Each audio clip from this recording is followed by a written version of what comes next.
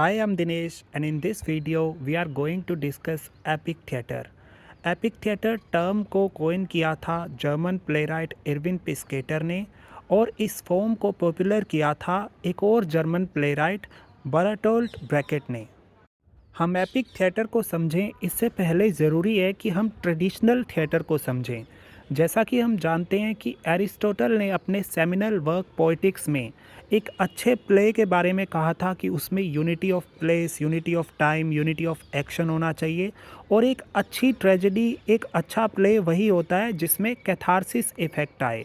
Catharsis तब होता है कि जैसे जब ऑडियंस अपने आप को इतना ज़्यादा ऑब्ज़र्व कर लेती हैं स्टोरी में कि वो इतना कनेक्टेड फील करती हैं प्रोटैगनिस्ट के साथ, कि जब प्रोटैगनिस्ट के साथ ट्रेजेडी होती है तो ऑडियंस को लगता है कि उनके खुद के साथ ट्रेजेडी हुई है और ये देखकर उनकी आंखों में आंसू आ जाते हैं, क्योंकि तब तक वो पूरी तरह से स्टोरी में सबमर्ज्ड हो जाते हैं। वो भूल चुके होते हैं कि वो सिर्फ एक कहानी देख रहे हैं और उनकी आंखों से आंसू आने को ही एरिस्टोटल ने कहा है कि वो कैथारसिस होता है। तो ट्रेडिशनल थिएटर में होता ये है कि उस प्ले को उतना अच्छा माना जाता है जितना ज़्यादा उसका इमोशनल इफ़ेक्ट होता है ऑडियंस पे, जबकि एपिक थिएटर पूरी तरह से इसके कॉन्ट्राडिक्शन में है। Epic theatre alienation effect use करता है। एपिक थिएटर में होता ये है कि ऑडियंस के और कैरेक्टर्स के बीच में हमेशा डिटैचमेंट की सिचुएशन बनी रहनी चाहिए, हमेशा एक एलिनेशन इफ़ेक्ट बना रहना चाहिए। ऑडियंस को हमेशा ये पता रहे कि वो सिर्फ एक कहानी देख रहे हैं। और क्योंकि एपिक थिएटर के जो प्ले होते हैं ये बेस्ड होते हैं पॉलिटिकल और सोशल थीम्स पे, और इन्हें दिखाया जाता है हिस्टोरिकल कंटेम्प्रेरी कॉन्टेक्स्ट में कि किस तरह से आज जो सोशल इनजस्टिस है पॉलिटिकल एजेंडास की वजह से, यही पास्ट में भी हुआ करता था और वही आज भी हो रहा है। और जब उसे देखे ऑडियंस, तो ऑडियंस उस कहानी के पीछे की कहानी को समझे, ऑडियंस उस कहानी में ऑब्जर्व ना हो जाए, रादर वो अपनी लॉजिकल रीजनिंग के साथ, अपने इंटेलेक्चुअल थिंकिंग के साथ कहानी के पीछे की कहानी को समझे। और जब वो ऑडियंस इस तरह से सोच पाएगी, समझ पाएगी, तभी पॉसिबल है कि फ्यूचर में कुछ सुधार किए जा सकें। सो दिस वे हम कह सकते हैं कि एपिक थिएटर का पर्पस सिर्फ ऑडियंस का एंटरटेनमेंट करना या उनमें कैथारसिस प्रोड्यूस करना नहीं है। दूसरा, जैसा कि एरिस्टोटल ने कहा कि एक अच्छे प्ले में unity of time, place and action होना चाहिए। एपिक थिएटर के जो प्ले होते हैं इनका नैरेटिव स्ट्रक्चर नॉन लीनियर होता है।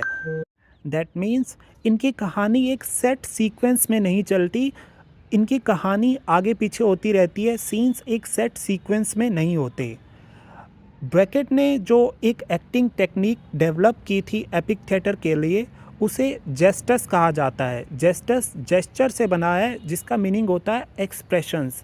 एपिक थिएटर में जो कैरेक्टर्स होते हैं वो instead of using natural expressions, exaggerated expressions use करते हैं, सो दैट वो प्ले की थीम पे ज़्यादा एम्फसाइज कर पाएँ। एपिक थिएटर जो रिलेटेड होता है, इसका जो सारा फोकस होता है वो प्ले के फॉर्म एंड कंटेंट पे होता है। ब्रैकेट के जो फेमस प्लेस हैं, Mother Courage and Her Children and the Good Man of Szechwan, ये दोनों प्ले ही एपिक थिएटर के प्रोमिनेंट सबसे प्राइम एग्जाम्पल हैं। एरविन पिस्केटर और बर्टोल्ट ब्रैकेट के अलावा जो फेमस प्रैक्टिशनर्स हैं एपिक थिएटर के, वो हैं Vladimir Mayakovsky and Friedrich Durrenmatt. तो इनके नाम भी आपको याद रखने हैं, क्योंकि नेट में एक बार ये क्वेश्चन भी पूछा जा चुका है कि कौन कौन से जो प्ले राइट्स हैं वो एसोसिएटेड हैं एपिक थिएटर के साथ। तो ऑप्शंस में इनके नाम भी थे, तो आपको इनके नाम भी याद रखने हैं। अब नेट जेआरएफ पर्सपेक्टिव से जो आपको एपिक थिएटर के बारे में याद रखना है वो ये कि एपिक थिएटर टर्म कोइन की थी एरविन पिस्केटर ने, इसे पॉपुलर किया था इस फॉर्म को बर्टोल्ट ब्रैकेट ने, और बर्टोल्ट ब्रैकेट ने जो एक्टिंग टेक्निक यूज़ की थी एपिक थिएटर के लिए उसे हम जेस्टस कहते हैं। और उन्होंने अपने करियर के एंड में जिस तरह के प्ले को उन्होंने पॉपुलर किया, पायनियर किया, उसके लिए उन्होंने खुद जो टर्म यूज़ की वो यूज़ की थी डायलैक्टिकल थिएटर। डायलैक्टिकल का मीनिंग होता है लॉजिकल थिंकिंग। तो ये एपिक थिएटर की थीम से मिलता जुलता ही है। उनका एक वर्क है a Short Organum for the Theatre, जिसमें उन्होंने एपिक थिएटर के की आइडियाज़ को डिस्कस किया है। तो इस वर्क का नाम भी आपको याद रखना है, a Short Organum for the Theatre. इनके अलावा जो अदर जो मेंबर्स हैं एपिक थिएटर के, व्लादिमीर मायाकोव्स्की, ड्यूरेन मैकडर्मोट, इनके नाम भी आपको याद रखने हैं। और एपिक थिएटर एलिनेशन इफेक्ट का यूज़ करता है।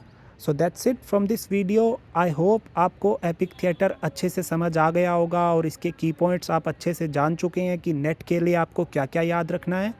फिर भी अगर आपके कोई डाउट्स या क्वेश्चन है तो आप कमेंट सेक्शन में कमेंट करके पूछ सकते हैं। Thanks for watching the video.